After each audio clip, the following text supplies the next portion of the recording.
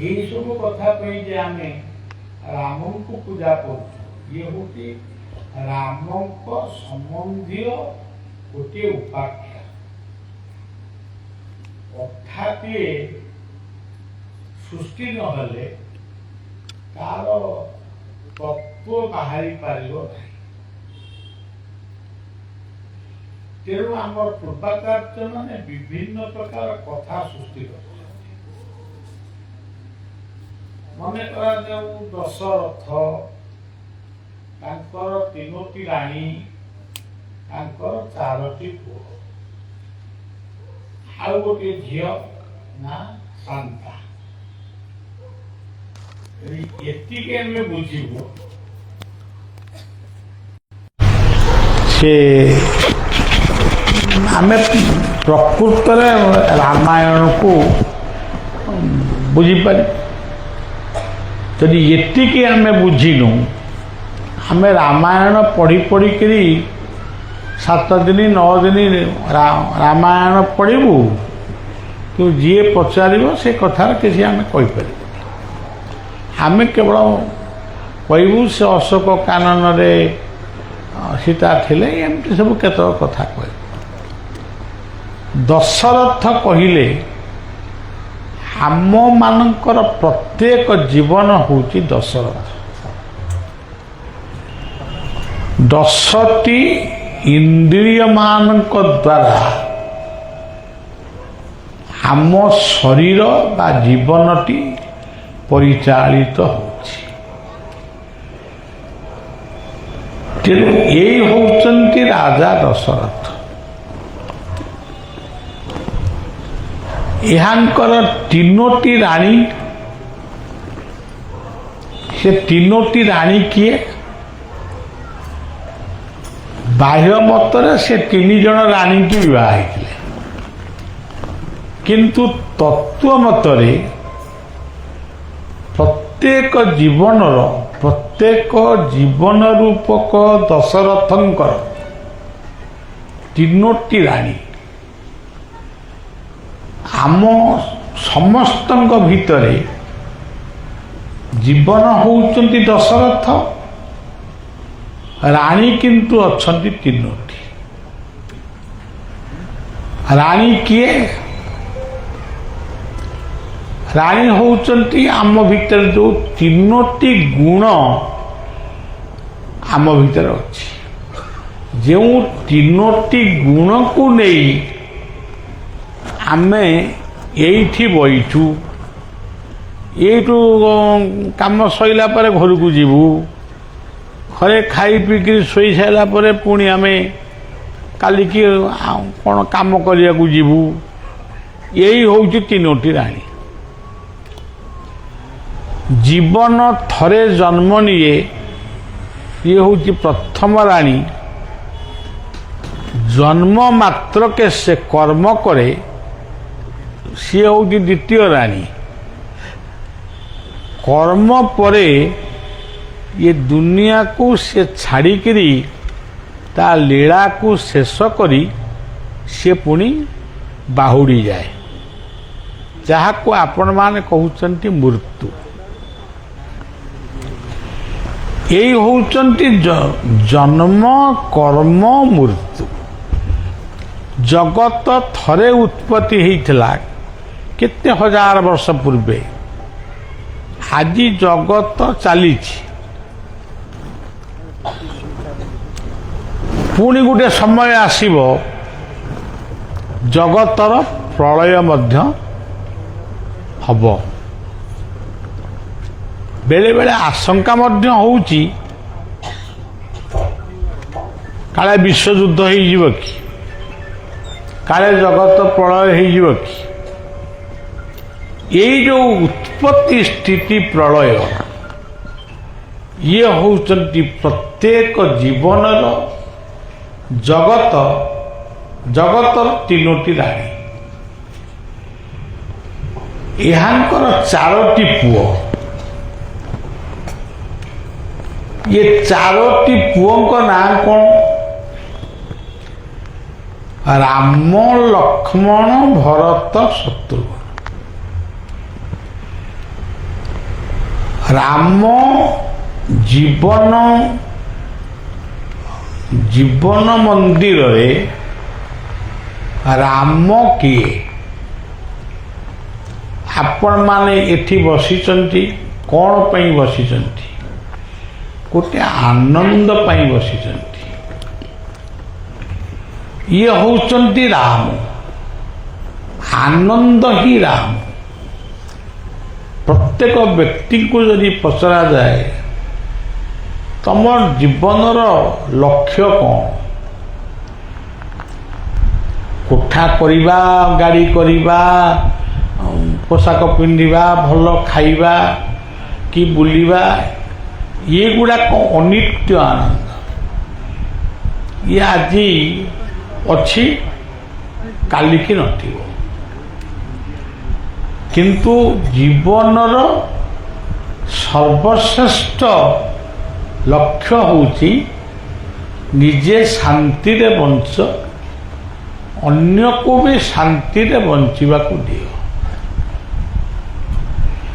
ବର୍ତ୍ତମାନ ସମାଜରେ ସେଇ କଥାଟା ଭାରି ଅଭାବ ହୋଇଛି। ନିଜେ ଶାନ୍ତିରେ ବଞ୍ଚିବା ପାଇଁ ଆମେ ଯେତିକି ସଂଗ୍ରାମ କରି ଶିଖିଛୁ, ଅନ୍ୟକୁ ଶାନ୍ତିରେ ବଞ୍ଚିବା ପାଇଁ ଆମେ ସେତିକି ସହଯୋଗ କରୁନାହୁଁ। ଜଣେ ଘର ଭିତରେ ଶୋଇଛି, ସେ ଆତଙ୍କିତ ଭାବରେ ଶୋଇଛି। ଘର ଭିତରେ ଶୋଇଥିଲେ ବି, କବାଟ ଦେଇଥିଲେ ବି, କୋଲପ ପକେଇଥିଲେ ବି, କିନ୍ତୁ ଏମିତି ବ୍ୟକ୍ତି ଅଛନ୍ତି ଘରକୁ ଭାଙ୍ଗି, କୋଲପକୁ ଭାଙ୍ଗି ତମକୁ ମଧ୍ୟ ସେ ମର୍ଡର କରିଦେବେ ବା ତମକୁ ସେ ନେଇ। ତେଣୁ ରାମ କହିଲେ ଆନନ୍ଦ। ଆଜି ପୃଥିବୀରେ ଆନନ୍ଦ ଦରକାର ହେଉଛି, ଶାନ୍ତି। ଦେଶରେ ଶାନ୍ତିର ଆବଶ୍ୟକ। ଲକ୍ଷ୍ମଣ କହିଲେ କିଏ? ଲକ୍ଷ୍ମଣ ହେଉଛନ୍ତି ଗୋଟେ ସୁନ୍ଦର ଚରିତ୍ରର ମଣିଷ। ସୁନ୍ଦର ଚରିତ୍ର ବା ସୁନ୍ଦର ସ୍ୱଭାବର ମଣିଷ। ଆଜି ଗୋଟିଏ ପରିବାରକୁ ଦେଖନ୍ତୁ, ସମସ୍ତେ ଏଇଟାକୁ ଜାଣିଛନ୍ତି, କିନ୍ତୁ ଚରିତ୍ର ସମସ୍ତଙ୍କର ଠିକ୍ ନାହିଁ। କାହା ସହିତ କାହାର ଗୋଟେ ଠିକ୍ ବୁଝାମଣା ଇଏ ମଧ୍ୟ ରହୁନି। ତେଣୁ ଲକ୍ଷ୍ମଣଙ୍କୁ ପୂଜା କଲେ କ'ଣ ହେବ? ଲକ୍ଷ୍ମଣ ତ ଆମ ଘର ଭିତରୁ ପଳେଇଗଲେ, ଆମ ଜୀବନ ଭିତରୁ ଲକ୍ଷ୍ମଣ ପଳେଇଲେଣି। ଆମେ ଗୋଟେ ମନ୍ଦିରରେ ରାମଙ୍କ ପାଖରେ ଲକ୍ଷ୍ମଣକୁ ରଖି ପୂଜା କରୁଛୁ। ଆମର ଓଡ଼ିଆର ଗୋଟେ ସଙ୍ଗୀତରେ କୁହାଯାଇଛି, ଥିଲେ ଥାଉ ପଛେ ଧନ ପାର, ଚରିତ୍ର ନଥିଲେ ସବୁ ଥିଲେ ଥାଉ ପଛେ ଧନ ଚରିତ୍ର ନଥିଲେ ସବୁ। ଆଉ ଗୋଟିଏ ପଦରେ କୁହାଯାଇଛି, ବିଶାଳ ଧନ ସମ୍ପତ୍ତି ରସ ଗୁଣ ଅସାର ଚରିତ୍ର ବିଶାଳ ଧନ ରସ ଗୁଣ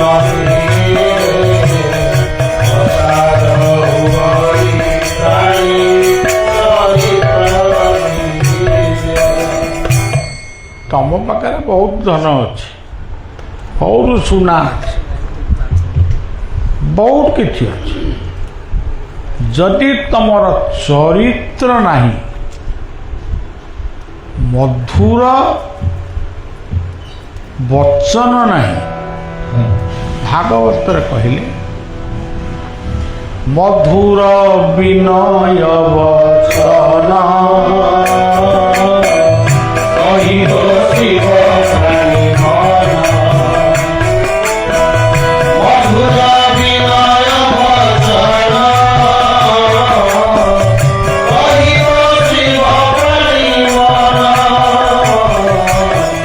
ତାପରେ କହିଲେ ବଚନ ମଧ୍ୟେ ସତ୍ୟ ବାଣୀ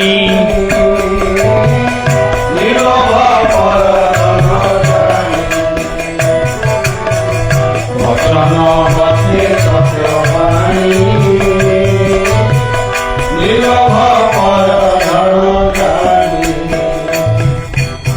ଯିଏ ସତ୍ୟ କୁହେ ଆବଶ୍ୟକ ନଥିଲେ ମିଛ କୁହେନି। ମିଛ କହି ହବ କିନ୍ତୁ ଆବଶ୍ୟକ ସ୍ଥଳେ କୁହ। ଯଦି ଗୋଟେ ଜୀବନ ମିଛୁଆ ହୁଏ ତାହେଲେ ଜୀବନର ମୂଲ୍ୟ କ'ଣ? ଏଇ ହେଉଛନ୍ତି ଲକ୍ଷ୍ମଣ। ଆପଣମାନେ ପିଲାଦିନେ ଗୋଟେ ଗପ ବହିରୁ ଗୋଟେ ଛୋଟ ଗପ ଆପଣମାନେ ପଢ଼ିଥିବେ। କିଏ କିଏ ପଢ଼ିଥିବେ? କାଠୁରିଆ ବୁଢ଼ୀଟିଏ ଜଙ୍ଗଲରୁ କାଠ ହାଣି ସେ ତାର ଜୀବିକା ନିର୍ବାହ କରେ। ଖରାଦିନ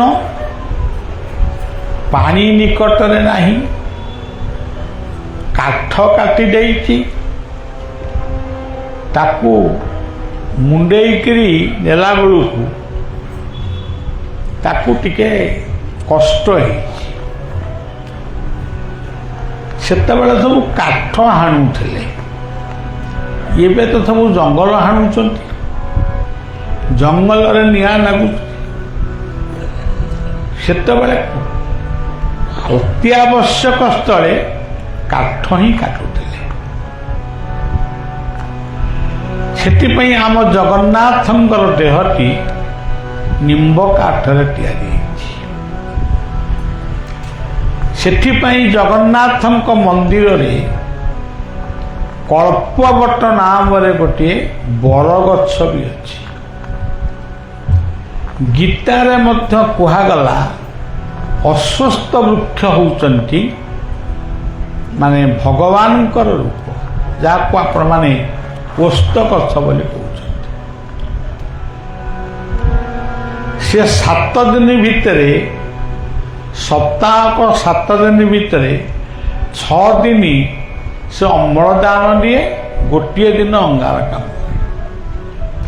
ତେଣୁ ଆମେ ଗଛର ମୂଲ୍ୟ ଆଜି ବୁଝିଲୁ, ଜଙ୍ଗଲର ମୂଲ୍ୟ ବୁଝିଲୁ। ଏଇ ଯେଉଁ ଭୁବନେଶ୍ୱର ମୁଁ ଦେଖିଛି 71 ମସିହାରେ ସନ୍ଦକା ଜଙ୍ଗଲରେ ମୁଁ କିଛି ସମୟ ହଉ କିଛି ଦିନ ହଉ ମୁଁ ବୁଲିଛି। ରାତିରେ ହାତୀ ପଲ ଦେଖିଛି, ବାଘ ଗର୍ଜନ ଶୁଣିଛି, ଇତସ୍ତତ ହେଇନି।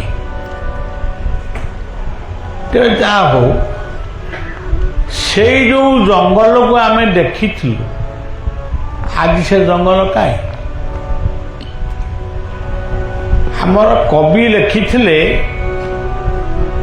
ଦିନେ ଖଣ୍ଡଗିରି ତଳେ ଥିଲା ନିରୋଳା ଜଙ୍ଗଲ, ଆଜି ବିଚିତ୍ର ଭୂପ ବାହାରେ।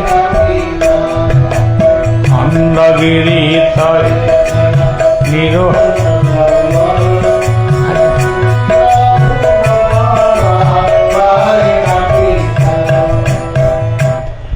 ଆଜି 20 ମହଲା 30 ମହଲା ଏମିତିଆ ସବୁ କୋଠା ସବୁ ଗଢ଼ା ହେଇଛି।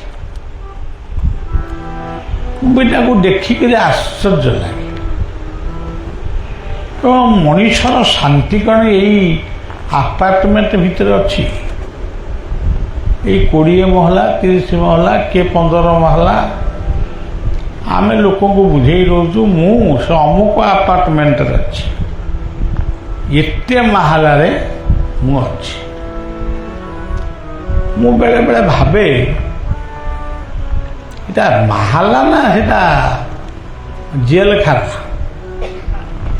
ଏ ଯେତେ ମାହାଲା ସବୁ ତୈରି ହେଇଛି ଇଏ ଗୋଟେ ଗୋଟେ ଜେଲଖାନା। ତେଣୁ ସଜ୍ଜନ ଏଗୁଡ଼ିକ ପ୍ରକୃତରେ କିଛି ନୁହେଁ। ଆପଣମାନେ ତ ଶିକ୍ଷିତ ବାବୁମାନେ ଏଠି ବସିଛନ୍ତି, ଇଏ ପୁଣି ଭୁବନେଶ୍ୱର। ଆପଣମାନେ ଏଇ ଯେଉଁ ରୁଷିଆ ୟୁକ୍ରେନର ଯୁଦ୍ଧ ହେଲା ବା ଇସ୍ରାଏଲ ଆଉ ପାଲେଷ୍ଟାଇନ ଭିତରେ ଯେଉଁ ଯୁଦ୍ଧ ହେଲା, ଏମିତିକା ଆପାର୍ଟମେଣ୍ଟ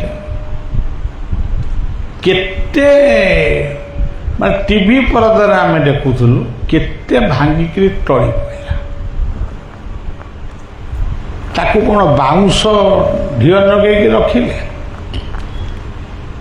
ଆଜି ଗାଜା ସହର ନିଶ୍ଚିହ୍ନ ହେଇଯାଇଛି। ୟୁକ୍ରେନର ସୌନ୍ଦର୍ଯ୍ୟ ଆଜି ନଷ୍ଟ ହେଇଯାଇଛି। ରଷିଆର ଅନେକ ସୈନ୍ୟ ସାମନ୍ତମାନେ ମୃତ୍ୟୁବରଣ କରିଛନ୍ତି।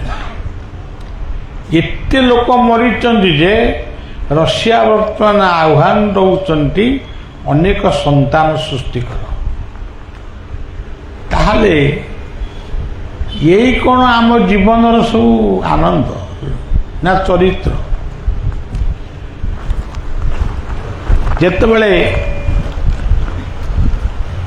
ଯେତେବେଳେ ଭଗବାନ ରାମ ଯେତେବେଳେ ଜଙ୍ଗଲକୁ ଗଲେ, ଗୋଟେ ଜଙ୍ଗଲ ପାଇଲା। ସେ ଜଙ୍ଗଲରେ ଗୋଟିଏ ଇଏ ଥିଲେ, ଗୋଟେ ଶବର। ସେ ରାମଙ୍କୁ କହିଲା, ଆପଣ ତ ପିତୃ ସତ୍ୟ ପାଳି ଜଙ୍ଗଲକୁ ଆସିଛନ୍ତି, ଆଉ ସାଙ୍ଗରେ ସୀତାଙ୍କୁ କାହିଁ ଆଣିଛନ୍ତି?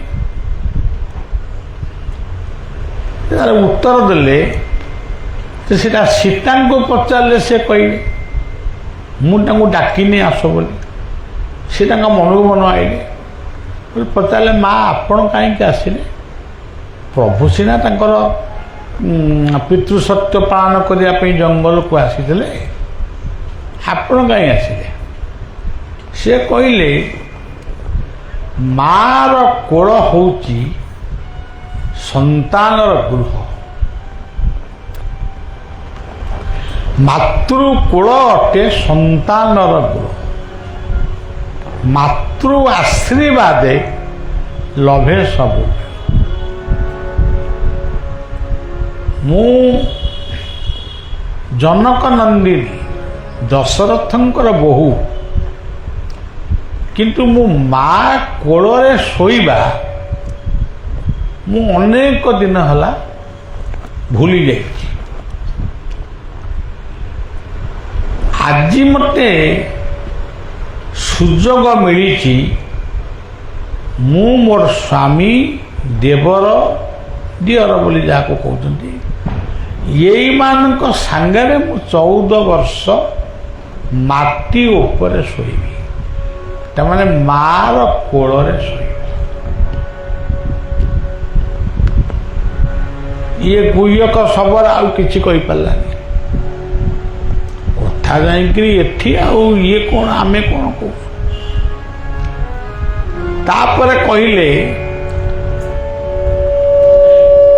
ଗୁହ୍ୟକ କହିଲେ, ମା ଆପଣ ତ ଆସିଲେ, ଆପଣଙ୍କ ଘରେ ଅନ୍ୟମାନେ ଅଛନ୍ତି, ଶାଶୁ ଶ୍ୱଶୁର, ଅନ୍ୟ ଦିଅର ଏସବୁ ଅଛନ୍ତି, ତାଙ୍କ କଥା କିଏ ବୁଝିବ? ସୀତା ସ୍ପଷ୍ଟ ଭାବରେ କହିଲେ, ଯେଉଁମାନେ ଅଛନ୍ତି ସେମାନେ ମୋରି ଭଉଣୀ, ସେମାନେ ସମସ୍ତେ ଜନକ ନନ୍ଦୀ। ମୁଁ ଯଦି ଆସିଲି ସେମାନେ ସେବା କରିବେ। ଆପଣ କାହିଁକି ଆଇଲେ?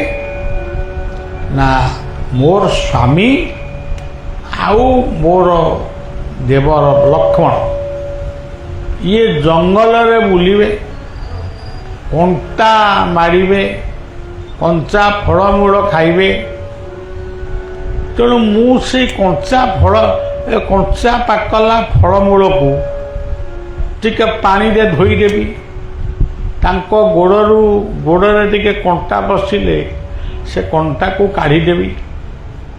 ବିଛଣା ଟିକେ ପାରିଦେଲେ ପତର ବିଛଣା, ସେ ଟିକେ ଶାନ୍ତିରେ ଶୋଇବେ।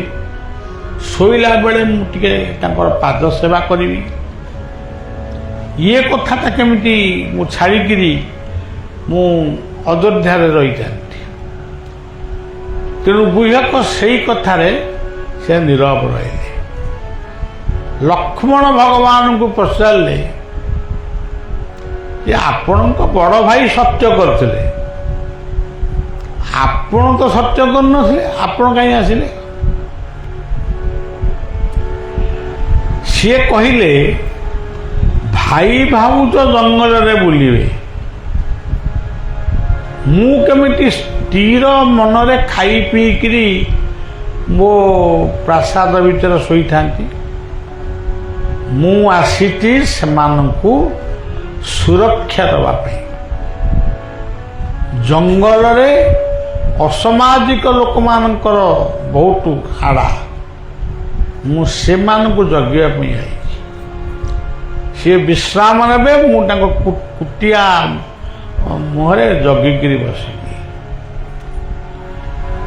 ତେଣୁ ଇଏ ହେଉଛି ପବିତ୍ର ରାମାୟଣ। ଏଇ ଛୋଟିଆ କଥାଟିରେ ଆପଣ କେତୋଟି କଥା ଜାଣିଲେ। ବାପାଙ୍କର ସତ୍ୟ ପାଳି ରାମ ଜଙ୍ଗଲକୁ ଆସିଲେ।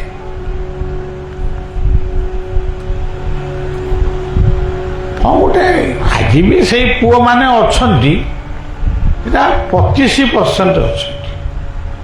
75% ଆମେ ଯୁଆଡ଼େ, ଆମ ଫ୍ୟାମିଲି ସିଆଡ଼େ, ଆଉ ବାପ ମା ସେ ତାଙ୍କର ଅଛନ୍ତି। ଆଉ ଏବେ କାଲି ପରଦିନ ମୁଁ କାହାକୁ ଏଇଠି କେଉଁଠି କଥା ହେଉଥିଲି, ତମ ଘର ତମ ପୁଅ ବୋଉ କେଉଁଠି ନା କାନାଡ଼ା। କାନାଡ଼ାରେ ତାଙ୍କ ପୁଅ ବୋଉ, ଆଉ ଏଠି କିଏ ଅଛନ୍ତି? ନା ଏଠି ଆମେ 2 ଜଣ ଅଛୁ। ତମେ 2 ଜଣ କେମିତି କ'ଣ ଚଳୁଛ? ଆଉ କେମିତି କ'ଣ ଚଳୁଛ? ସେ ଏମିତି ପରିବା କାଟିଦେଲେ, ମୁଁ ଟିକେ ଚାଉଳ ପଶାଇଦିଏ, ଏମିତି କରିବ ସମୟ କଟାଇ ଦେଉଛି। ମୁଁ କହିଲି ଇଏ କାଳେ ଧର୍ମ ଦେଶ, ସାଧୁ ସନ୍ଥର ଦେଶ। ଏଠି ତ ବାପ ପୁଅକୁ ଚିହ୍ନି ପାରୁନି, କି ପୁଅ ବାପକୁ ଚିହ୍ନି ପାରୁନି, ସ୍ୱାମୀ ସ୍ତ୍ରୀକି ଚିହ୍ନି ପାରୁନି, ସ୍ତ୍ରୀ ବି ସ୍ୱାମୀକି ଚିହ୍ନି ପାରୁନି। ମୁଁ ଯେତିକି ଜାଣିଛି କ'ଣ, ମୁଁ ଦେଖିଛି ଆଉ ଜାଣିଛି କ'ଣ। ଏ ତ କେହି କାହାକୁ ଚିହ୍ନିବାକୁ ନାହାନ୍ତି। ସିଏ ପୁଣି ଆମକୁ କେମିତି ଚିହ୍ନିବେ?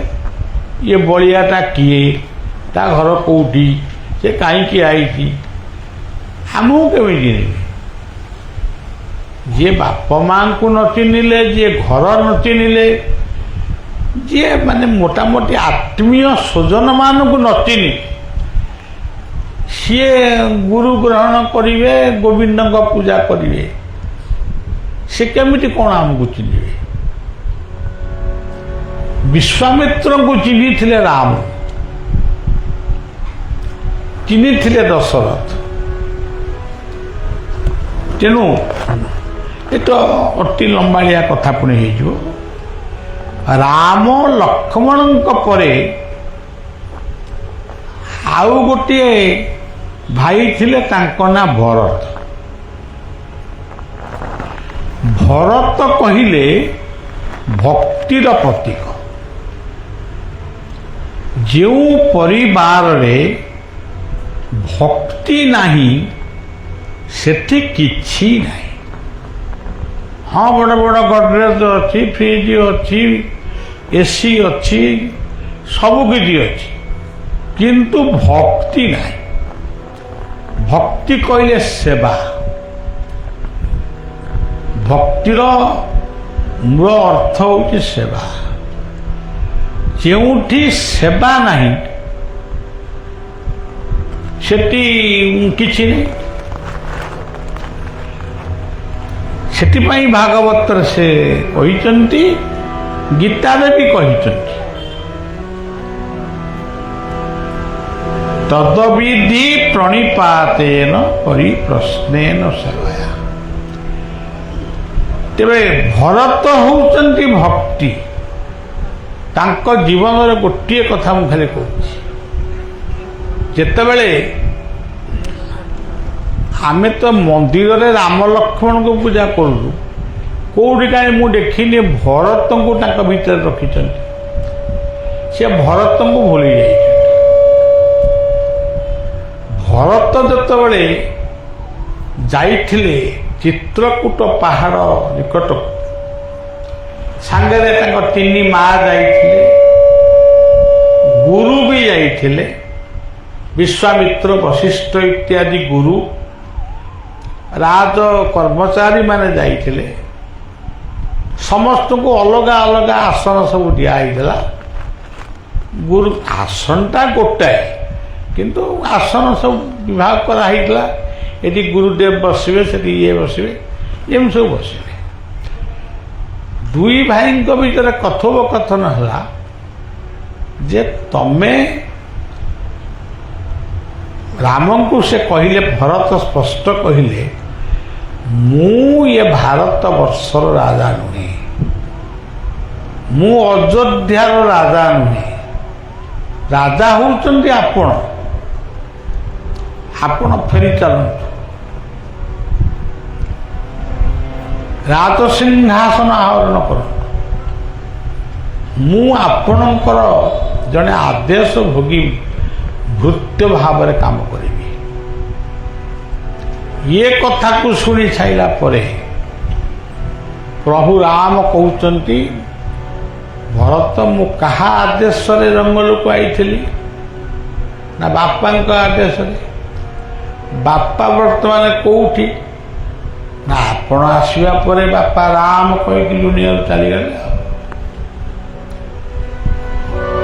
ଆଚ୍ଛା, ବର୍ତ୍ତମାନ ସେ କୋଉଠି ଥିବେ? ନା ପିତୃଲୋକରେ ଥାଇପାରନ୍ତି।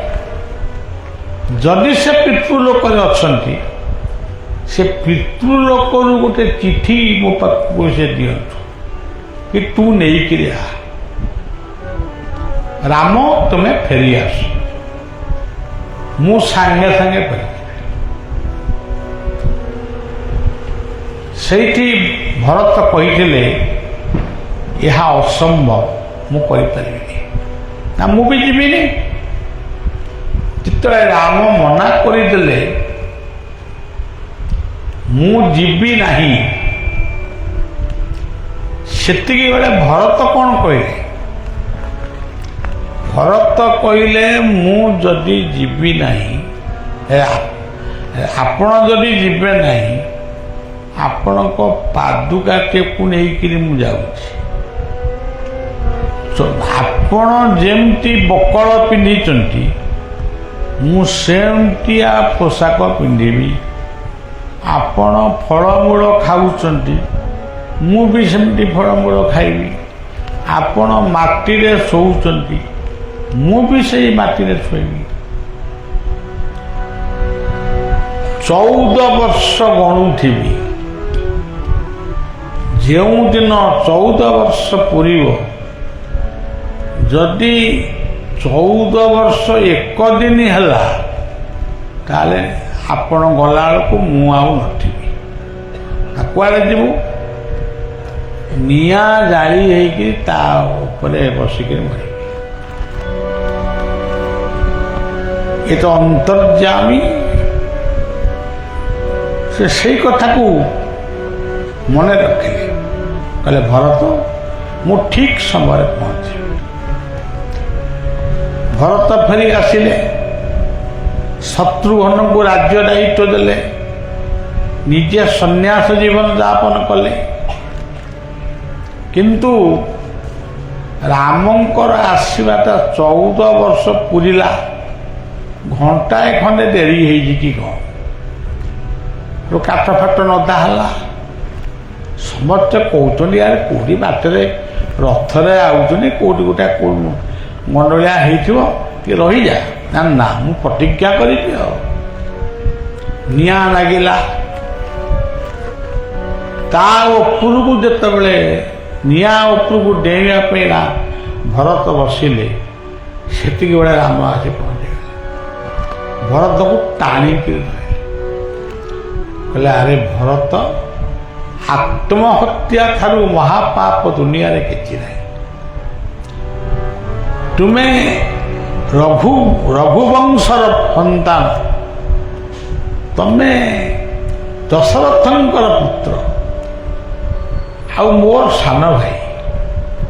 ମୁଁ ତୁମକୁ କଥା ଦେଇଥିଲି 14 ବର୍ଷ ଯେଉଁଦିନ ପୂର୍ବ ମୁଁ ଆସିଲି, ଗୋଟେ ଘଣ୍ଟାଏ କି 2 ଘଣ୍ଟା ବିଳମ୍ବ ହେଇଛି। ଏଇଥିରେ ତୁମେ ମରିବାକୁ ଯାଉଛ। ସେଠୁ ଗୋଟେ ଆନନ୍ଦର ପରିବେଶ ସୃଷ୍ଟି ହେଲା। ଇଏ କଥା ସବୁ ଆମେ ହିଁ ଗପୁଛୁ। ଆମରି ଭଳିଆ ଯେଉଁ ମୁଣ୍ଡ ନଣ୍ଡା ହେଇଛନ୍ତି ପଞ୍ଝାଏ, କିଏ ଦାଢ଼ି ରଖିଛନ୍ତି, କିଏ ଜଟା ରଖିଛନ୍ତି, କିଏ ବାଳ ରଖିଛନ୍ତି, କିଏ ତିଲକ ଫିଲକ ପୁଳାଏ ଖଣ୍ଡେ ବୋଳି ହେଇଛନ୍ତି, ମାଳି ବି ଜୋରସୋର ପକେଇଛନ୍ତି। ଏଇମାନେ ଏଇ ଗପକୁ ଆମର ଆଉ କାମ କିଛି ନାହିଁ। ଆଉ କ'ଣ କରିବୁ? ଏଇ ଗପକୁ ଆମେ ଗପୁଛୁ, ନାଗି ପଡ଼ିକିରି ସବୁଆଡ଼େ ବୁଲିକିରି ଗପୁଛୁ। କିନ୍ତୁ ଗପ ପାଖରେ ରହିଛି ମଣିଷର ଚରିତ୍ର, ମଣିଷ ପାଖରେ ରହିଛି ଗୋଟେ ଶାନ୍ତିର ପରିବାର। ଦେଖିବାକୁ ଗଲେ ଆମକୁ ବର୍ଷେ ଖଣ୍ଡେ ଖୋଜିଲେ ଯଦି ଗୋଟାଏ 2ଟା ଘର ମିଳିବ ନହେଲେ ନାହିଁ। କହିଲେ ଗତିଦାତା, ଗୁରୁ ହେଉଛନ୍ତି ଗତିଦାତା। ଦୁନିଆରେ ସମସ୍ତେ ସବୁ କିଛି ଦେଇପାରିବେ, କିନ୍ତୁ ଆମେ ଜୀବନରେ କ'ଣ କରିଛୁ, ଆମକୁ ମୁକ୍ତି ଦେବ କିଏ? ଯିଏ ମୁକ୍ତି ଦେବେ ସିଏ ହେଉଛନ୍ତି ଗୁରୁ। ସେ ମୁକ୍ତି କେମିତି କ'ଣ ଦେବେ? ସେ କ'ଣ କେଉଁ ବଜାରରୁ କିଣିକି ଆଣି ତମକୁ ଦେବେ? ଏଇ ଯେଉଁ କହିଲେ ପରମାତ୍ମାଙ୍କର କଥା, ଭଲ କଥା। ଏଠି ବର୍ତ୍ତମାନ ମୁଁ କ'ଣ କହୁଥିଲି? ରାମାୟଣ କଥା କହୁଥିଲି। ତେଣୁ ଆମେ ହିନ୍ଦୁ, ଆମେ ସନାତନୀ। ତେଣୁ ଆମର ଅଭ୍ୟାସ ଅଛି ଆମେ ରାମାୟଣ କହିବୁ, ନହେଲେ ଭାଗବତ କହିବୁ। ଆମ କଥାକୁ କିଏ ଶୁଣନ୍ତୁ ବା ନ ଶୁଣନ୍ତୁ। ତେଣୁ ପରମାତ୍ମାଙ୍କର କଥା ଇଏ ହେଉଛି ବାର୍ତ୍ତା। ଲୋକେ କହନ୍ତି କଥାବାର୍ତ୍ତା ବନ୍ଦ କର। କଥାଟା ବନ୍ଦ କର, ବାର୍ତ୍ତାଟା କେମିତି ବନ୍ଦ କରିବ? ଲୋକେ ଏମିତି କହିଛନ୍ତି, କାହିଁ ପାଟି କରୁଛ, କଥାବାର୍ତ୍ତା ବନ୍ଦ କର। କଥାଟା ବନ୍ଦ ହେଇପାରିବ, କିନ୍ତୁ ବାର୍ତ୍ତା ବନ୍ଦ ହେଇପାରିବନି। ଏଇ ଶାସ୍ତ୍ରକୁ ସବୁ ଯେଉଁମାନେ ଲେଖିଥିଲେ, କାହିଁକି ଲେଖିଥିଲେ? ସିଏ ତାଙ୍କର କାହିଁକି ଲେଖିଥିଲେ ତାକୁ ବା ବୁଝିବ କିଏ? ସିଏ ଲେଖାକୁ ଆମେ ଆଜି କଦର୍ଯ୍ୟ କରୁଛୁ। ଏଇ ରାମ ଆଉ ଲକ୍ଷ୍ମଣଙ୍କ ଭିତରେ ଥିଲେ ସୀତା।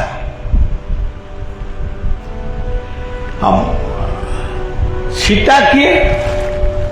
ସୀତା ହେଉଛନ୍ତି ଯେଉଁ ନାରୀ ପତିବ୍ରତା, ଯା ସୌନ୍ଦର୍ଯ୍ୟ ପତିରତା ଗୁଣାନ୍ୱିତା, ସା କାମିନୀ କାମିନୀ। ଯିଏ ପତିବ୍ରତା ନାୟିକା, ଇଏ ହେଉଛି ଜଣେ ସୀତା। ଯିଏ ଚରିତ୍ର ଯାହାର ଠିକ୍ ଅଛି, ଯାହାର ମନ ପବିତ୍ର, ସେ ହେଉଛନ୍ତି ସୀତା। ଆମେ ଯାଇ ମନ୍ଦିରକୁ ଯାଇକିରି ସୀତାଙ୍କୁ ଖୋଜିବୁ, ସେ ସୀତା କ'ଣ ଆମକୁ କଥା କହିବେ? ଆମେ ମନ୍ଦିରକୁ ଯାଇ ସୀତା ଏଇ ରାମ ଲକ୍ଷ୍ମଣ ମଝିରେ ଯିଏ ବସିଛନ୍ତି ସେ ସୀତା, ସେ କ'ଣ ଆମକୁ ସେ କ'ଣ ଶିକ୍ଷା ଦେବେ? ନା ଆମେ ସେଥିପାଇଁ ବସିକି ପହଞ୍ଚି କ'ଣ କରିବୁ? ଆମ ପୁଅ ଝିଅଙ୍କ କଥା ଟିକେ ମାଗିବୁ, ସବୁ ଆସିବ। କିଛି ନହେଲେ କହିବ ମୁଣ୍ଡଟା ବହୁତ ବିନ୍ଧୁଛି, ମୋତେ ସୀତାରାମ ଟିକେ ଭଲ କରିଦିଅ, ଏ କଥା ବି ଆମେ କହିକି ଆସିବୁ। ସୀତା ହେଉଛନ୍ତି ପବିତ୍ର, ଭାରତ ହେଉଛନ୍ତି ସୀତା, ଗଙ୍ଗା ହେଉଛନ୍ତି ସୀତା, ଗଙ୍ଗା ଗୋଦାବରୀ ନର୍ମଦା ସିନ୍ଧୁ କାବେରୀ ଏମାନେ ସମସ୍ତେ ହେଉଛନ୍ତି ସୀତା। ତେଣୁ ଆଜି ସୀତା କୋଉଠି ଅଛନ୍ତି ସୀତାକୁ ମଧ୍ୟ ଖୋଜିବାକୁ ପଡ଼ିବ। ଅଛନ୍ତି, ସତ୍ୟ କେବେ ବୁଡ଼ିଯାଏ ନା, ସତ୍ୟ ଅଛି, କିନ୍ତୁ ଟିକେ ଖୋଜିବାକୁ ପଡ଼ୁଛି। ଆଉ କିଛି ବର୍ଷ ପରେ ମୁଁ ଭାବୁଛି ଇଏ ଗୋଟେ ସମୟ ଆସିଛି, ଗୋଟେ ପ୍ରତିଯୋଗିତାର ଯୁଗ ଆସିଛି। ସେ ଏମିତି ଫ୍ୟାସନ୍ ହେଇଛି, ମୁଁ ଏମିତି ଫ୍ୟାସନ୍ ହେବି, ଏମିତି ସବୁ ଯୁଗଟା ଆସିଛି।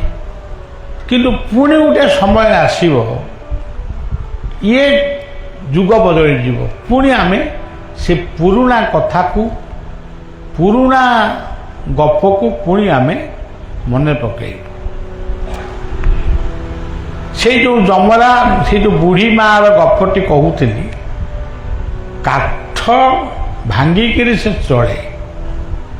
ଖରାଦିନେ କାଠ ଟିକେ ଅଧିକ ହେଇଯାଇଛି, ମୁଣ୍ଡରେ ଥୋଇଛି, ପାଖରେ ପାଣି ନାହିଁ, ବହୁତ ଅସହ୍ୟ ତାକୁ ହେଇଛି। ସେ କାଠ ବିଡ଼ାଟାକୁ ସେ ଫୋପାଡ଼ି ଦେଇଛି। ସେ ଫୋପାଡ଼ି ଦେଇ କହୁଛି, ହେ ଯମରାଜା, ତୁମେ କୋଉଠି ଅଛ, ଟିକେ ଆସିକିରି ମୋତେ ନେଇଯାଅ। ମୁଁ ଏ କୁଟୁମ୍ବମାନଙ୍କୁ ପୋଷିବା ପାଇଁ ଏ ଖରାଦିନେ କାଠ ହାଣିବି, ମୋତେ କେହି ସାହାଯ୍ୟ କରିବେନି। ତେଣୁ ମୁଁ କାହିଁକି କଷ୍ଟ କରିବି ଏ ପରିଣତ ବୟସରେ? ତେଣୁ ତମ ପାଖକୁ ମୋତେ ନେଇଯାଅ। ଏଇ କଥା ପଦକରେ ଯମରାଜ ଗୋଟେ ମଇଁଷି ଉପରେ ବସିକି ଆସିଲେ। ଏସବୁ ମାନେ ସତ କଥା ବୋଲି, ଏଇଟା ସତ ବୋଲି, ସତଟାକୁ ଖୋଜିବାକୁ ପଡ଼ିବ। ମଇଁଷି କିଏ? ମୋର ମାନସ ଗୁରୁ ବାୟା ଏଇଭଳିଆ ଛୋଟିଆ ଛୋଟିଆ କଥା ଭିତରେ ବହୁତ ବଡ଼ ବଡ଼ କଥାର ମୀମାଂସା କରନ୍ତି। ସେ କୁହନ୍ତି, ଅରଣା ମଇଁଷି ରହିଛି ଅଣା, ମଇଁଷିର ପାଖ ନ ଯାଅ,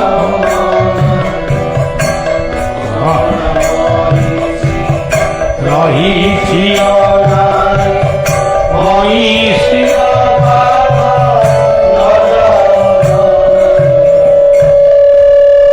ସମାଜରେ ଆଜି ଅରଣା ମଇଁଷି ବହୁତ ଅଛନ୍ତି। ଦେଖି ଚାହିଁ ତାଙ୍କ ସହିତ କଥାବାର୍ତ୍ତା ହେବାକୁ ପଡ଼ିବ, ନହେଲେ ଜୀବନ ବିପନ୍ନ ହେଇଯିବ। ଯମ ଶବ୍ଦର ଅର୍ଥ ହେଉଛି ସଂଯମ। ଯମ ଖାଲି ତାଙ୍କର ବସିକିରି ଖାତା ନଉଟଉଛନ୍ତି, କିଏ କୋଉ ଦିନ ମରିବ, ଇଏ କ'ଣ ଗୋଟେ ଯମଙ୍କର କାମ? ଯମ ଶବ୍ଦର ଅର୍ଥ ହେଉଛି ସଂଯମତା। ଆଜିର ପିଲାମାନେ ବା ଯୁବପିଢ଼ିମାନେ ଯେଉଁମାନେ ଅଳ୍ପ ବୟସରେ ମରିବାକୁ 5-7 ବର୍ଷ ଆଉ ଅଛି, ସେ ତା ପୂର୍ବରୁ ବହୁ କଷ୍ଟ ପାଇ ମାରାତ୍ମକ ରୋଗରେ ପଡ଼ିକି ଦୁନିଆରୁ ଚାଲି ଯାଉଛନ୍ତି। तार एकमात्र कारण होची निशा मादकता। ये दुईटी कथा परे तृतीय कथा होची आज सेमानक उपरे जो मानकर आशीर्वाद निहाती दरकार तांको ऊपर से आशीर्वाद नहीं, बाप मांकर नहीं, गुरुंकर नहीं कि गुरुजनकर नहीं कि कहार।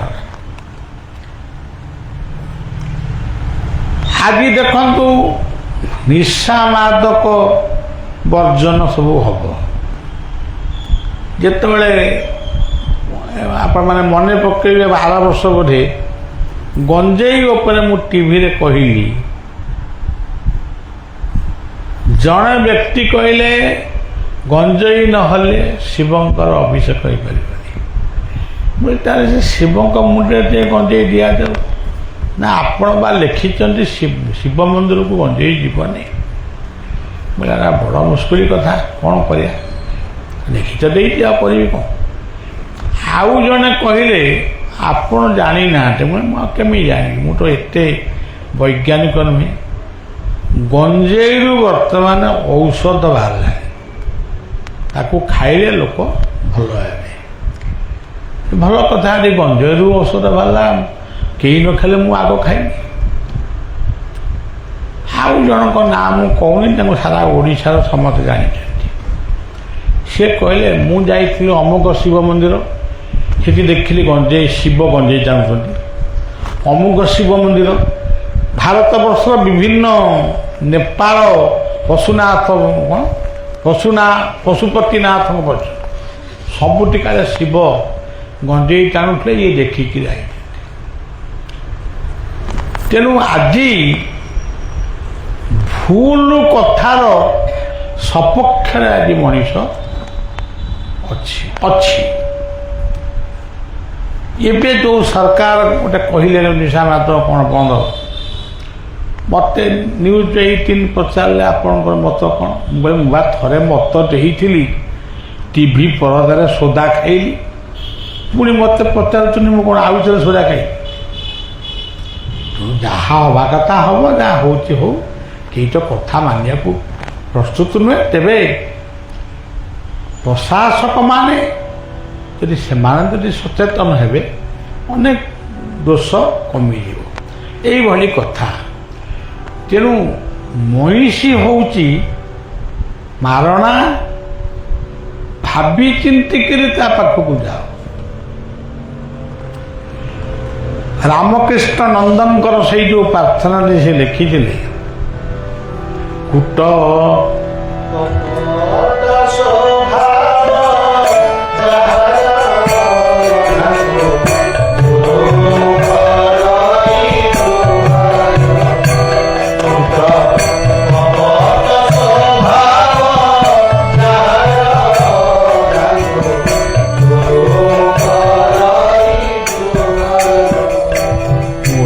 नमी साथी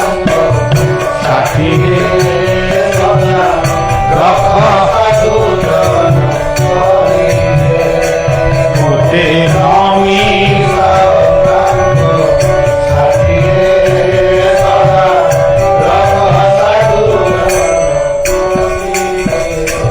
दया विनय हेउ भूषण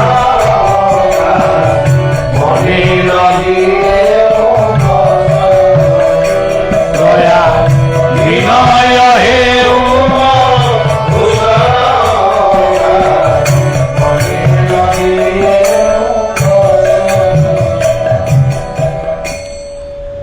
प्रकृत में जने कवि सी तार भावना को से जुगटा जमिया थिला से कविता भी सेमती लेखाई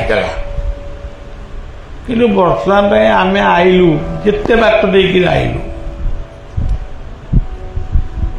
षंढ माने माने लड़ालड़ी होउछनी गाई माने मेरी होगी शोई आमे तो सेमानकु सेमानक क्षीर चा खाइबू दही खाइबू छेना खाइबू रसगोला खाइबू ପାହାଳ ରସଗୋଲା, ସେ ବିକଳି କରଙ୍କ ରସଗୋଲା, କେତେ ରସଗୋଲା।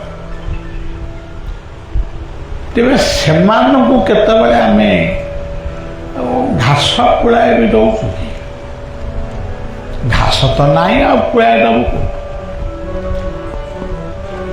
ତେଣୁ ଜୀବରେ ଯାର ଦୟା ନାହିଁ, ଉଦ୍ଧବ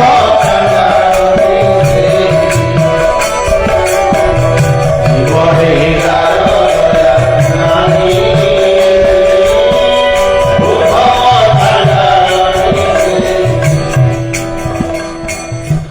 ତେଣୁ ଯମ କହିଲେ ସଂଯମ। ସଂଯମ ହେଉଛି ଜୀବନର ଶ୍ରେଷ୍ଠ ବ୍ରତ। ସେ ବୁଢ଼ୀ ମା ପାଖରେ ଯମରାଜା ପହଞ୍ଚିଲେ, ତାକୁ ପଚାରିଲେ, ମା ତୁ ମୋତେ କାହିଁକି ଡାକିଲୁ? ନା ଆପଣ କ'ଣ ଧର୍ମରାଜ ଯମ? ନା। ସେ ସେଠୁ କହିଲା, କୁଟୁମ୍ବ ଚଳେଇବା ପାଇଁ ମୁଁ ଜଙ୍ଗଲକୁ ଆସେ କାଠ ହାଣିବା ପାଇଁ। ଯେତିକି କାଠ ନେଉଛି ସେତିକିରେ ପରିବାର ଚଳୁନି। ମୁଁ ଟିକେ ଅଧିକ କାଠ ଆଜି କାଟି ଦେଇଛି। ଇଏ ପରିଣତ ବୟସରେ ମୁଁ ସେ କାଠକୁ ମୁଣ୍ଡେଇକିରି ନେଇପାରୁନି। ତେଣୁ ମୋର ମୃତ୍ୟୁ ହିଁ ଦରକାର। ଆପଣ ମୋତେ ଶୀଘ୍ର ନେଇଯାଆନ୍ତୁ। ଯମରାଜା କହିଲେ, ତୁ ଜୀବନରେ ବେଶୀ ସତ କହୁ ନା ବେଶୀ ମିଛ କହୁ? ନାଇଁ, ମୁଁ ମିଛ କୋଉଠି କହିଥିବି, କିନ୍ତୁ ଅତି ଆବଶ୍ୟକ ନହେଲେ ମୁଁ ମିଛ କହେନି। ଯଦି ତୁ ପ୍ରକୃତରେ ସତ୍ୟବନ୍ତ ନାରୀ, କାଠ କାଟିବୁ, କାଠ ଗୋଛାକୁ କହିବୁ ତୁ ଆଗେ ଆଗେ ଚାଲ, ମୁଁ ତ ପଛେ ପଛେ ଯିବି। ସେ ଚାଲିବ, ତୁ ତା ପଛେ ପଛେ ଯିବୁ। ସେଇଦିନ ଠାରୁ କାଠ ଗୋଛା ଚାଲେ, ବୁଢ଼ୀ ତା ପଛେ ପଛେ ଯାଏ। ଏମିତି ଗୋଟିଏ ସମୟ ପୁଣି ଆସିଲା, ଆହୁରି ବେଶୀ ବେଶୀ କାଠ ସେ କାଟିଲା। ଲୋଭ,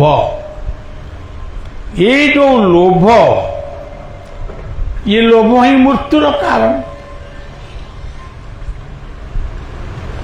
ଦିନେ ଭାବିଲା, କାଠ ଗୋଛା ତ ଚାଲୁଛି, ମୁଁ କାହିଁକି ଏମିତି ମାଟିରେ ଚାଲିବି? ସେଠୁ କାଠ ଗୋଛା ଉପରେ ବସି ପଡ଼ିଲା। କାଠ ଗୋଛା ଆଉ ଚାଲିଲାନି। ପୁଣି ଡାକିଲା ଯମରାଜା ଆସିଲେ। କାହିଁକି ଡାକିଲୁ? ନା କାଠ ଗୋଛା ଆଉ ଚାଲୁନି।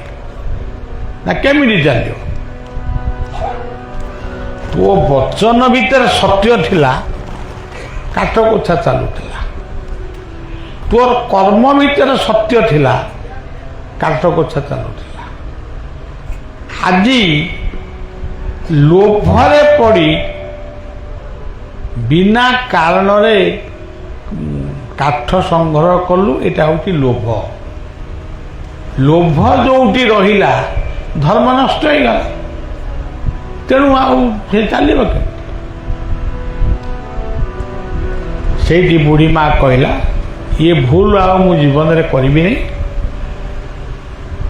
ସେଇଠି ଭାଗବତର କଥାଟି ଆମେ ଜାଣିବା ଦରକାର। କର୍ମେ ଈଶ୍ୱର হা দেব আনন্দে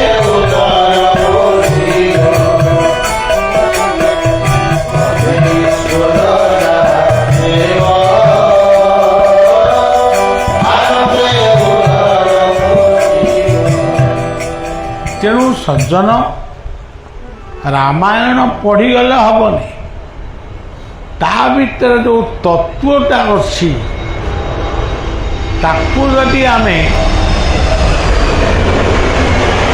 ପାଳନ କରିପାରିନୁ। ମୁଁ ଦିନେ ସରଜ ନଦୀରେ ସ୍ନାନ କରୁଥିଲି, ବହୁତ ଦିନ ତଳର କଥା। ସେତେବେଳେ ସରଜ ନଦୀରେ ବନ୍ୟା ଆସିଥାଏ। ମୁଁ ଏଠି ସ୍ପଷ୍ଟ ଭାବରେ ଶରଦ ତୀର୍ଥଙ୍କୁ ଜଣେଇଲି ଏଠି ଯଦି ରାମ ବା ଲକ୍ଷ୍ମଣ ଯିଏ ବି ଯେଉଁଠି ନଥିବେ ତାହେଲେ କାହିଁ ଏ ପଇସା ଖର୍ଚ୍ଚ କରି ସେତେବେଳେ ତ ଗାଡ଼ି ଫାଡ଼ି ଏତେ ନଥିଲା କାହିଁ ଗୋଟେ ପଇସା ଖର୍ଚ୍ଚ କରି ଆସିବ ଅଯୋଧ୍ୟା ବୁଲିକି ଯିବ କ'ଣ ଦେଖିବ ଯଦି ତୁମେ ଏଠି ଅଛ ତାହେଲେ ମୋତେ ତାର ଗୋଟେ ନିଦର୍ଶନ ଦିଅ ପରିଚୟ ଦିଅ ମୁଁ ଯେତେବେଳେ ସରଜୁ ନଦୀରେ ତର୍ପଣ କରୁଛି ଗାୟତ୍ରୀ ତର୍ପଣ କରୁଛି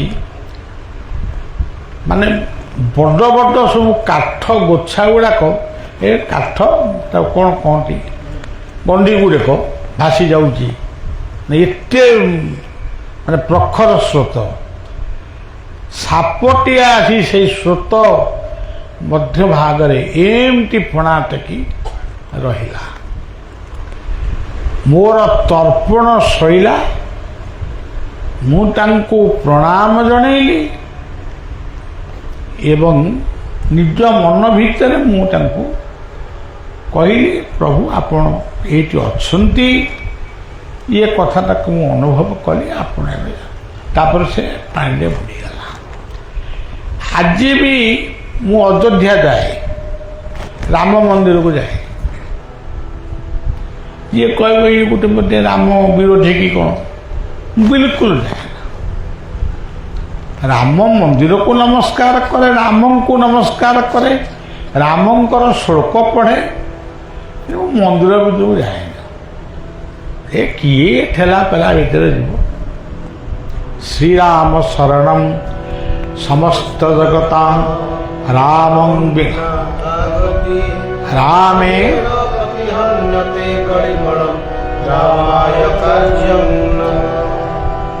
କାହିଁକି ଯାଏ ନା ମୋ ଆଖି ଆଗରେ ସେଇ ଜୀବନ୍ତ ସର୍ପର ଦୃଶ୍ୟଟା ଏବେ ବି ଏଇ ମଞ୍ଚରେ ମୁଁ ବସିଛି ଏବେ ବି ସେ ଦୃଶ୍ୟ ନାଚୁଛି ଏମିତି ଜୀବନରେ ଆହୁରି ଗୋଟେ ଅନୁଭବ ଅଛି କେତେ ଅନୁଭବ ଅଛି ତେବେ ଜୀବର ଗତି ଅନୁଭବ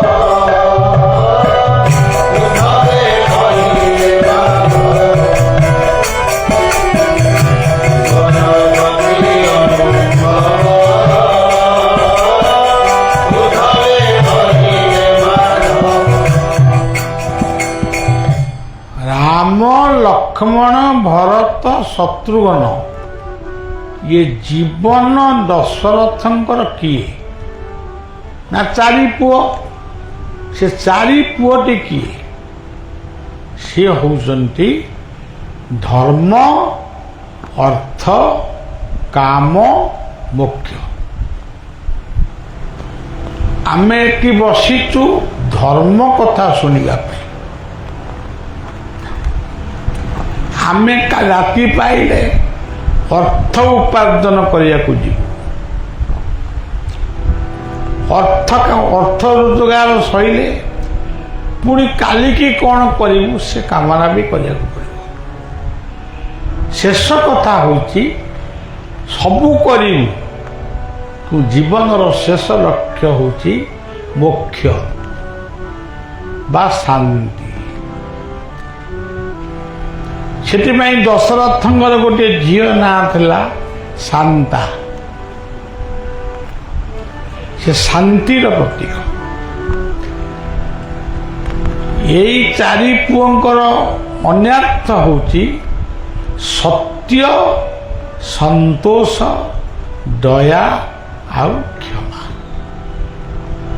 ଇଏ ଚାରୋଟି କଥା ଯଦି ଆମମାନଙ୍କ ପାଖରେ ଥିବ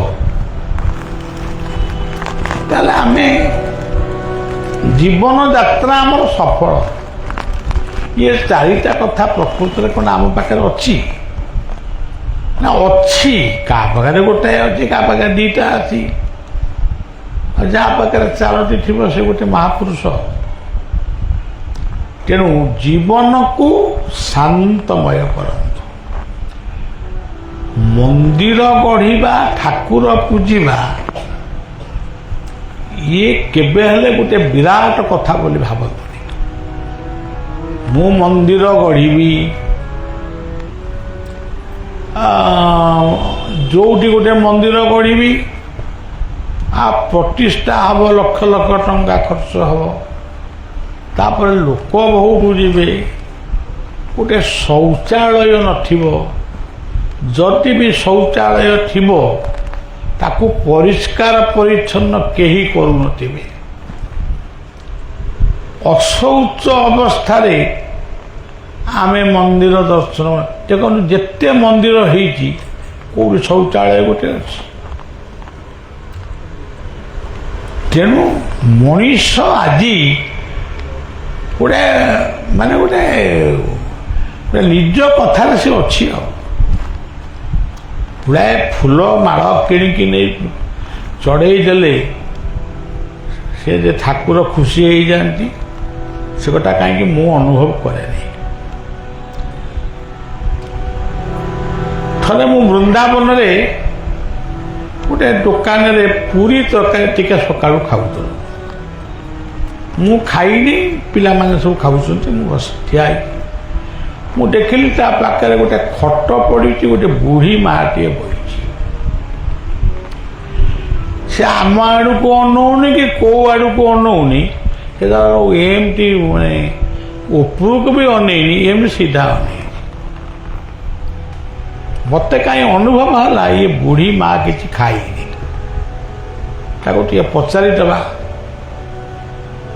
ପଚାରିଲି, ମା ତୁ କ'ଣ ଖାଇଛୁ? ନା ନାହିଁ, କିଛି ଖାଇନି। କେତେବେଳେ ଖାଇବୁ? ସେ ଉତ୍ତର ଦେଲା, ରାଧାରାଣୀଙ୍କର ଯେତେବେଳେ ଇଚ୍ଛା ହେବ ସେ ଦେବେ, ମୁଁ ଖାଇବି। ମୁଁ କହିଲି, ରାଧାରାଣୀ ଆଣିକି ତୋତେ ଦେବେ ନା ସିଏ କ'ଣ ନିଜେ ଦେବେ? ସେ ଯାହାଙ୍କ ମାଧ୍ୟମରେ ଦେବେ ନା। ମୁଁ ତାହେଲେ ମୋ ମାଧ୍ୟମରେ ବର୍ତ୍ତମାନ ତୁମେ ପୁରୀ ତରକାରୀ ଖା। ନା ରାଧାରାଣୀଙ୍କ ଇଚ୍ଛା। ମୁଁ ସେ ଦୋକାନୀକି କହିଲି, ବାବୁ ଯେତେ ପୁରୀ ଯେତେ ତରକାରୀ ସେ ଖାଇପାରିବ, ତାକୁ ସବୁ ଦିଅ, ପଇସା ଆମେ ଦେବୁ।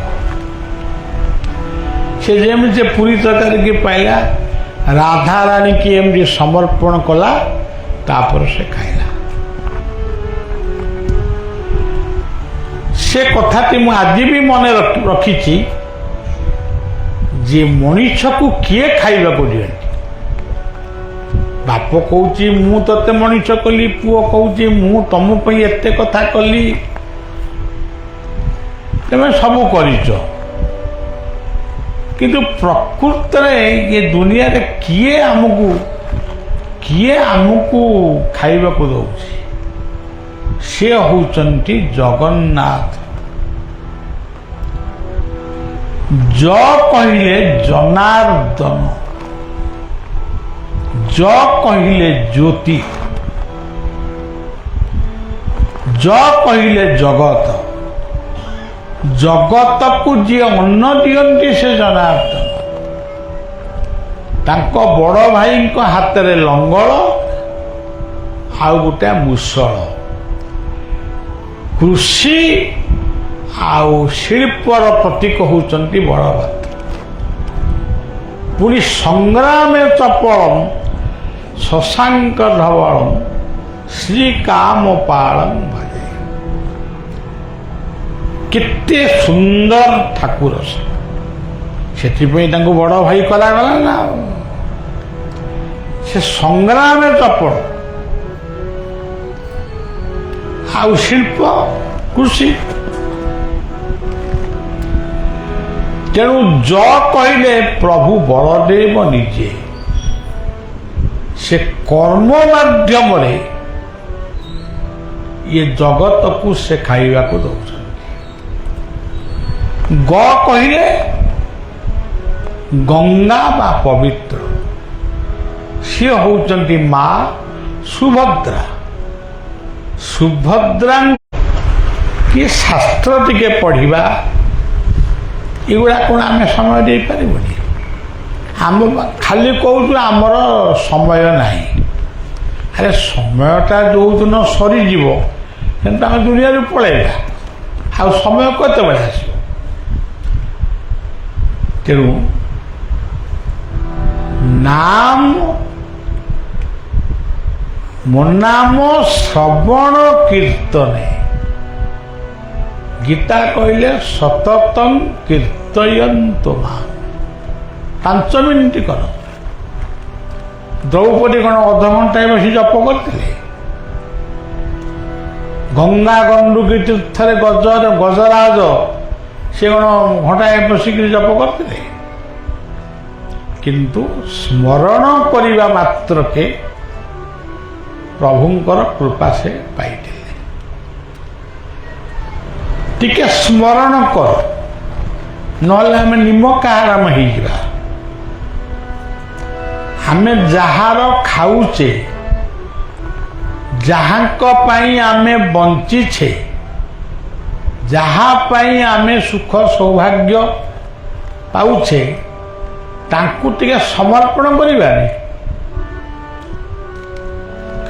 ବିଛଣାରୁ ଉଠିଲା ବେଳେ ଟିକେ ସମର୍ପଣ, ଏମିତି କଥା ସ୍ମରଣ, ସବୁ କ୍ଷେତ୍ରରେ ଆମର ସ୍ମରଣ ଆଉ ସମର୍ପଣ ଭାବ ରହିବା ଉଚିତ। ତେଣୁ ନାଁ କହିଲେ ଜଗନ୍ନାଥ ନିଜେ, ନାମ ବ୍ରହ୍ମ ହେଉଛନ୍ତି ଜଗନ୍ନାଥ। ଏବଂ ଥ କହିଲେ ଧୈର୍ଯ୍ୟ, ସବୁ କଥାରେ ଧୈର୍ଯ୍ୟ ରଖ, ଅଥୟ ହୁଅନି। ଧୈର୍ଯ୍ୟ ଯଦି ଥିବ, ଅହଲ୍ୟା ଧୈର୍ଯ୍ୟ ରଖି ଗୌତମ ଋଷିଙ୍କ ଆଶ୍ରମ ବାହାରେ ପଥର ଭଳି ସେ ବସି ରହିଥିଲେ ବୋଲି ମର୍ଯ୍ୟାଦା ପୁରୁଷୋତ୍ତମ ରାମଚନ୍ଦ୍ରଙ୍କର ସେ ସାନ୍ନିଧ୍ୟ ଲାଭ କରିଥିଲେ। ତେଣୁ ଜୀବନରେ ଝଡ଼ ଝଞ୍ଜା ନିନ୍ଦା ଅପବାଦ ସବୁ ଆସିବ, ଟିକେ ଥୟ ଧର। ଥକା ମନ ଚାଲ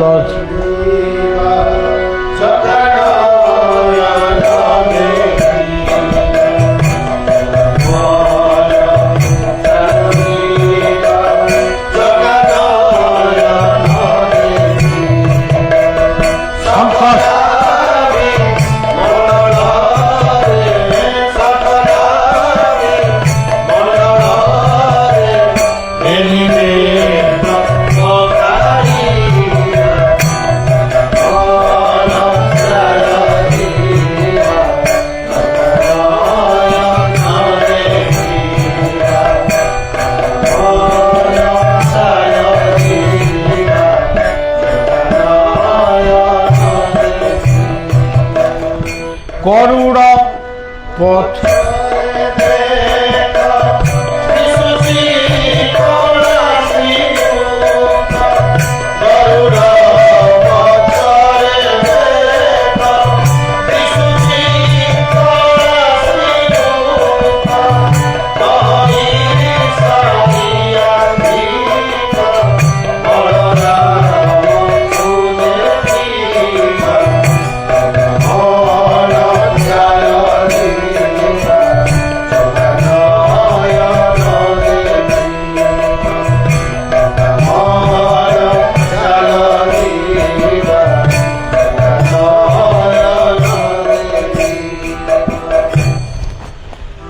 ଯେତେବେଳେ ଆମେ ଜୀବନରେ କ୍ଳାନ୍ତ ହେଇ ପଡ଼ୁଛୁ, ସେତେବେଳେ ଆଉ କ'ଣ କରିବୁ? କର୍ତ୍ତବ୍ୟ ତ ଆମକୁ ଟାଣୁଛି। ଆଜି ଗୋଟିଏ ଦିନ 3ଟି କାର୍ଯ୍ୟକ୍ରମ ସାରିକିରି ବଳିଆ ବର୍ତ୍ତମାନ ଏଠି ପହଞ୍ଚୁଛି। ତେଣୁ 3ଟି କାର୍ଯ୍ୟକ୍ରମ ମାନେ କରିବ, କେମିତି କରିବ? କେବଳ ସେଇ ଅଦୃଶ୍ୟ ଶକ୍ତିଙ୍କ ପାଖରେ ମନ ଅଛି, ତାଙ୍କୁ ହିଁ ସ୍ମରଣ କରୁଛି। ମୋ ମନରେ ମୁଁ ଟିକେ ଯିବି ପ୍ରେମାନନ୍ଦ ଘର ଟିକେ ବୁଲି ବୁଲି ପଳେଇ ଆସିବି ଟିକେ ଲାଗୁ ଏଠି ଗୋଟେ ଷ୍ଟେଜ୍ ବନ୍ଧା ହେଇଛି ଆଉ ନ ବସିଲେ ନା ସବୁ ମାଇକି ଆଇଛି ଆଉ ଇଏ ମଞ୍ଚ ବନ୍ଧା ହେଇଛି ଆଉ କ'ଣଟା କରିବି। ଗୋଟିଏ ଭକ୍ତଙ୍କ ଘରେ ଘଣ୍ଟାଟାଏ ଶୋଇ 2 ଘଣ୍ଟା ଶୋଇଛି। ତେଣୁ ମୁଁ ଏତିକି କଥା କହିବା ପାଇଁ ସାମର୍ଥ୍ୟ ହେଲି। ଆଉ ଯିଏ ଯୁଆଡ଼େ ଡାକୁଛନ୍ତି ବାବା ଚାଲନ୍ତୁ,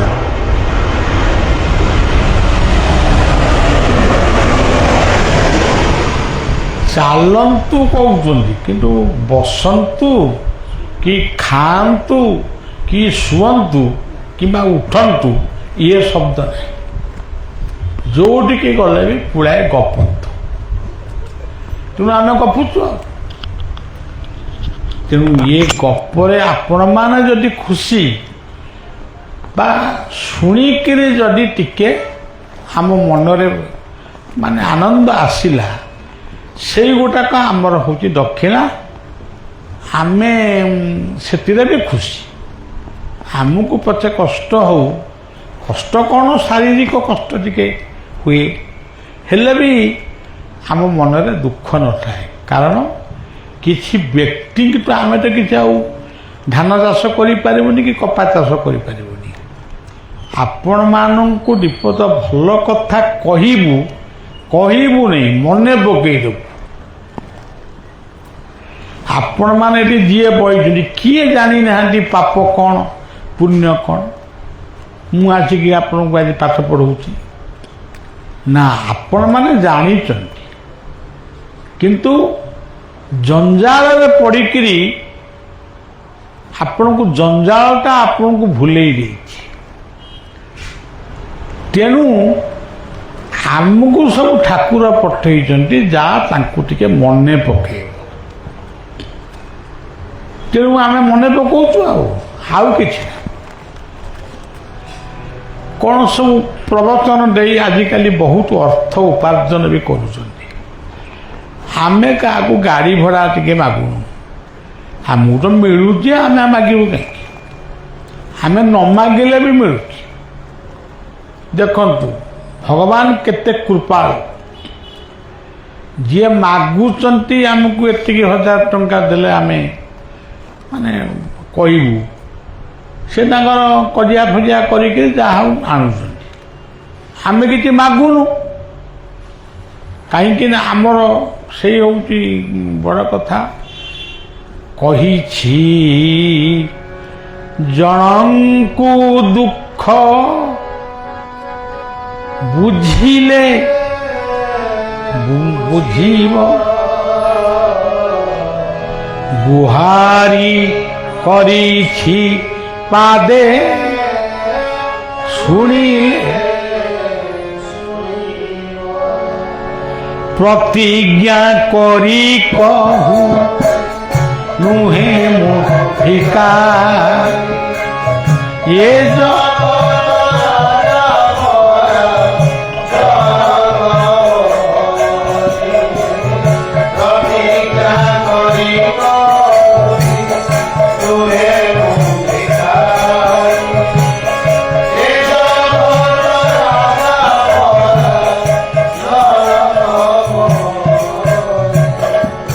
ଆମ ବାପା ହେଉଛନ୍ତି ଜଗନ୍ନାଥ, ଆମେ କାହିଁ ଭିକାରୀ ମାଗିବାକୁ ଯିବୁ? କ'ଣ ଦରକାର? ଆମକୁ ଦିନେ ଦିଅ, ନହେଲେ ନାହିଁ। ତେଣୁ ଯିଏ ସବୁ ଦିଅନ୍ତି ସିଏ ହେଉଛନ୍ତି ସେଇ ଅଦୃଶ୍ୟ ଶକ୍ତି। ଆମେ ତାଙ୍କୁ ଜଗନ୍ନାଥ କହୁଛୁ, ଆଉ କିଏ କେଉଁ ନାମରେ ଡାକୁଛନ୍ତି। ହଉ, ଗୋଟିଏ ଗୃହସ୍ଥାଶ୍ରମରେ ଗୋଟେ ପରିବାର ତୀର୍ଥରେ ବଳିଆ ଆସୁଛି ବୋଲି ଆପଣମାନେ ଏକତ୍ର ହେଇଥିଲେ। ମୋତେ ଯେମିତି ଆସିଲା ମୁଁ ବିପଦ କହିଲି। ଆପଣମାନେ ଯଦି ତାକୁ ଶୁଣିକିରି ମନେ ରଖିବା ସହିତ ଟିକେ ସମୀକ୍ଷା କଲେ, ସେଇଗୁଡ଼ାକ ହେଉଛି ଆମ ପାଇଁ ଦକ୍ଷିଣା। ତେଣୁ କଥାଟି ଏଇଠି ରଖିବା, ଟିକେ ନାମ କରିବା, ଅଳ୍ପ ଟିକେ।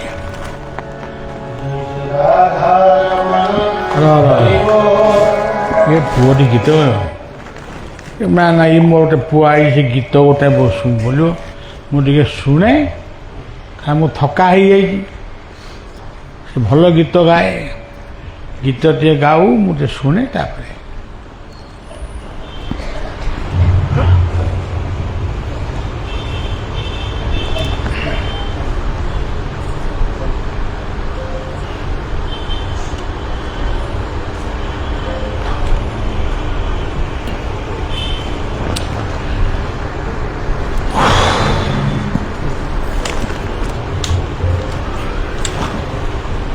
সেটা কোনটা কাটে গেল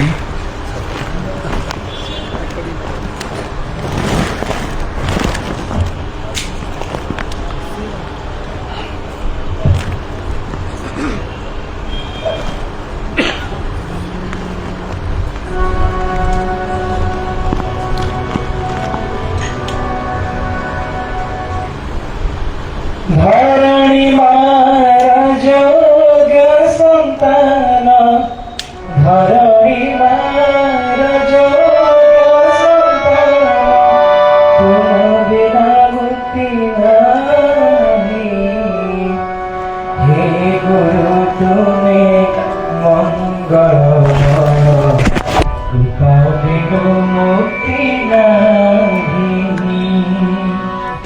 হে গুরু তুমি মঙ্গলময়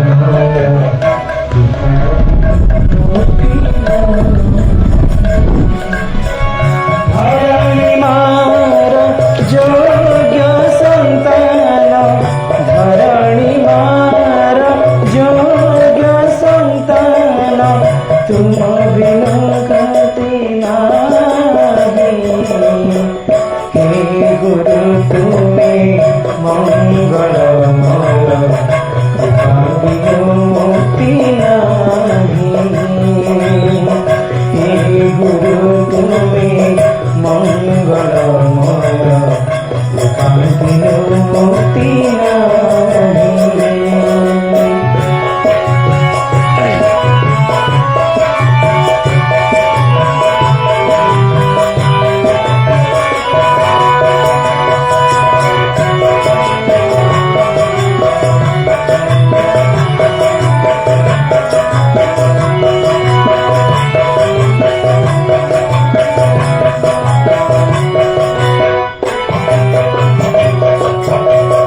আলোক শিখর তুমি তো ইঙ্গিত তুম পাই জন্ম আলোক শিখর তুমি তো ইঙ্গিত তুম পাই জন্ম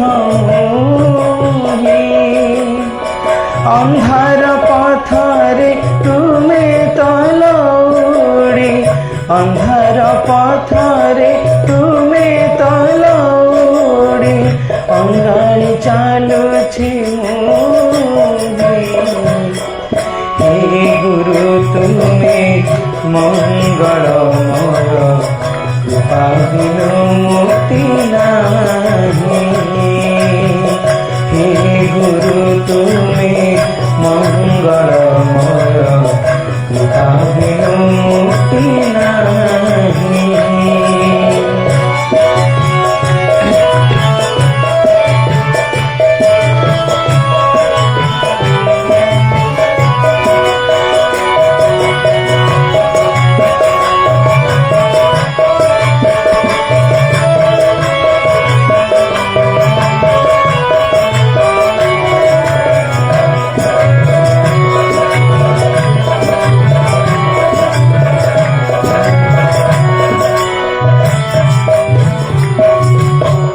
তুমি অখিলর তুমি নিখিলর আসিছ তুমি মো পাই তুমি অখিলর তুমি নিখিলর আসিছ তুমি মো পাই ধর্ম নির্দেশনা দেবা পাই পর ধর্ম নির্দেশনা দেবা পাই পর অবতীর্ণ ভাব গাই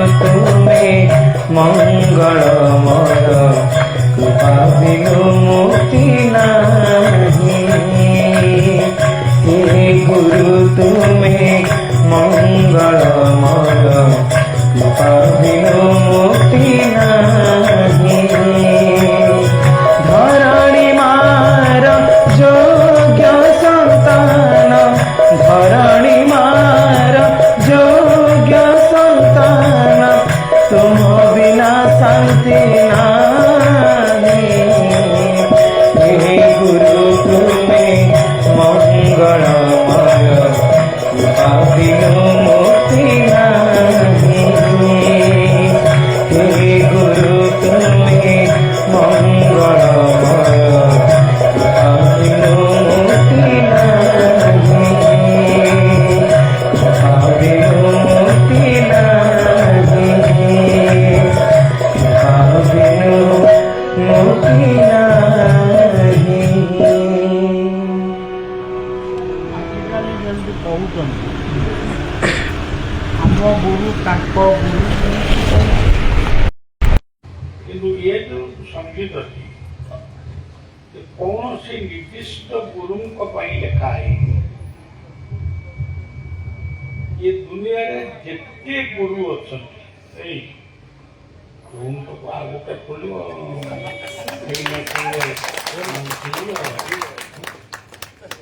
ତେଣୁ ଯିଏ ଯାଉଛନ୍ତି ଯାଆନ୍ତୁ ମୋର ମୋର ବସିବି ତେଣୁ ଇଏ କୌଣସି ଜଣେ ଗୁରୁଙ୍କ ପାଇଁ ଉଦ୍ଦିଷ୍ଟ ନୁହେଁ ସମସ୍ତ ପୃଥିବୀର ସବୁ ଗୁରୁ ହିଁ ମଙ୍ଗଳମୟ ସମସ୍ତଙ୍କ ଉଦ୍ଦେଶ୍ୟରେ ଭଜନ୍ତି କିଏ କେତେବେଳେ ଲେଖୁଥିଲା ମୁଁ କେତେବେଳେ ଲେଖିଛି ମୋର ବି ମନେ ନାହିଁ ସେ ଓଇକା ସବୁ ଫୋନ ରିଙ୍ଗ ଭିତରେ ବି ଆସିଲା ଯୋଉଠି ଦେଖିବ ଏଇ ଗୀତ ହଉ ଆଉ ଗୋଟିଏ ବୋଲିଦିଅ